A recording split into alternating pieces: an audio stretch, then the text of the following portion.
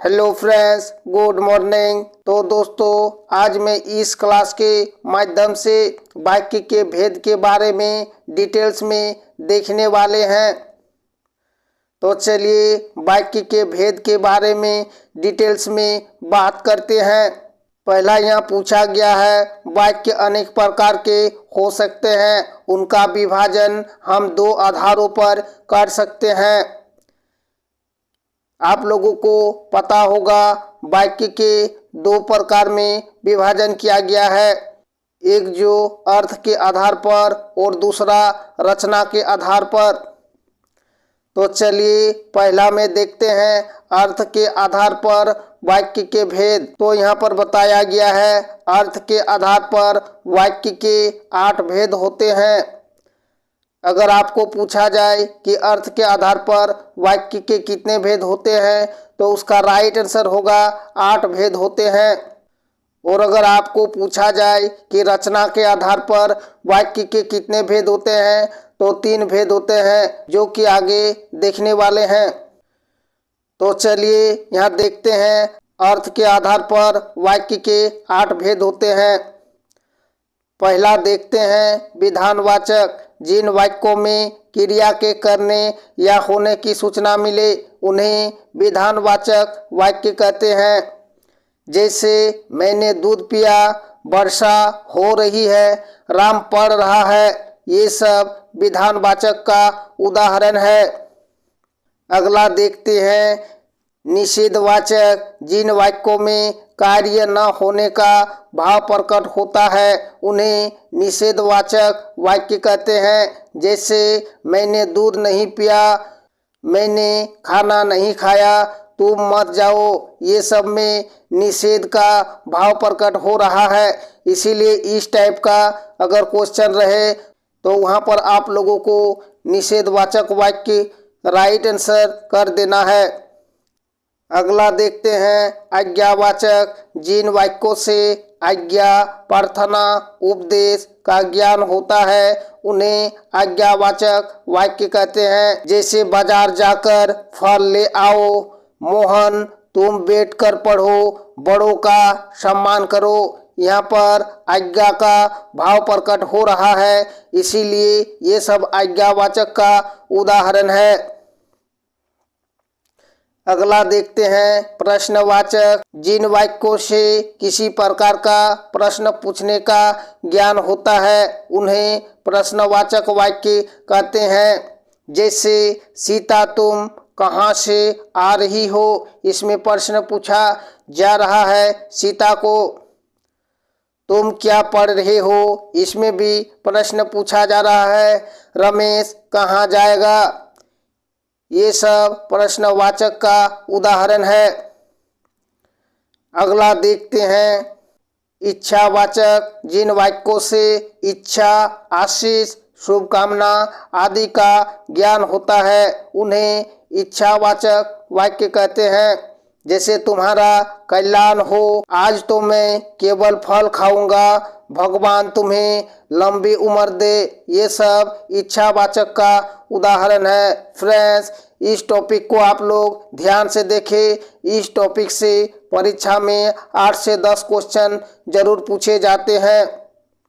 अगला देखते हैं संदेहवाचक। जिन वाक्यों से संदेह या संभावना व्यक्त होती है उन्हें संदेहवाचक वाक्य कहते हैं। जैसे शायद शाम को वर्षा हो जाए, वो आ रहा होगा पर हमें क्या मालूम, हो सकता है राजेश आ जाएं। अगला देखते हैं विस्मयवाचक। जिन वाक्यों से आश्चर्य, घृणा, क्रोध, शोक आदि भावों की अभिव्यक्ति होती है उन्हें विस्मयवाचक वाक्य कहते हैं। जैसे वाह कितना सुंदर दृश्य है, हाय उनके माता पिता दोनों ही चल बसे, शाबाश तुमने बहुत अच्छा काम किया, ये सब विस्मयवाचक का उदाहरण है। अगला देखते हैं संकेतवाचक। जिन वाक्यों में एक क्रिया का होना दूसरी क्रिया पर निर्भर होता है उन्हें संकेतवाचक वाक्य कहते हैं। जैसे यदि परिश्रम करोगे तो अवश्य फल होंगे, ये सब संकेत किया जा रहा है। पिताजी अभी आते तो अच्छा होता, अगर वर्षा होगी तो फसल भी होगी, ये सब संकेतवाचक का उदाहरण है। अब अगला देखते हैं रचना के आधार पर वाक्य के भेद। रचना के आधार पर वाक्य के निम्नलिखित में से 3 भेद होते हैं। फ्रेंड्स, मोस्ट इम्पोर्टेंट क्वेश्चन है। इस टॉपिक से आप लोगों को परीक्षा में क्वेश्चन बहुत ज़्यादा मात्रा में पूछा जाता है, इसीलिए टॉपिक को ध्यान से देखें और आगे इस टॉपिक का MCQ क्वेश्चन को भी देखने वाले हैं। तो इसका पहला देख लेते हैं सरल वाक्य अथवा साधारण वाक्य। जिन वाक्यों में केवल एक ही उद्देश्य और एक ही विधेय होता है उन्हें सरल वाक्य या साधारण वाक्य कहते हैं। सरल वाक्य में एक ही समापिका क्रिया होता है, जैसे करता है, किया, करेगा आदि होती है। जैसे मुकेश पढ़ता है, शिल्पी पत्र लिखती है, राकेश ने भोजन किया, ये सब में एक ही वाक्य है, इसीलिए ये सब सरल वाक्य है। अगला देखते हैं संयुक्त वाक्य। जिन वाक्यों में 2 या 2 से अधिक सरल वाक्य योजक और, एवं, तथा, या, अथवा, इसलिए, अतः, फिर भी, तो, नहीं, तो, किंतु, परंतु, लेकिन, पर आदि से जुड़े हो उन्हें संयुक्त वाक्य कहते हैं। जैसे वह सुबह गया और शाम को लौट आया, तो फ्रेंड्स यहाँ पर और लगा हुआ है, इसीलिए यह संयुक्त वाक्य है।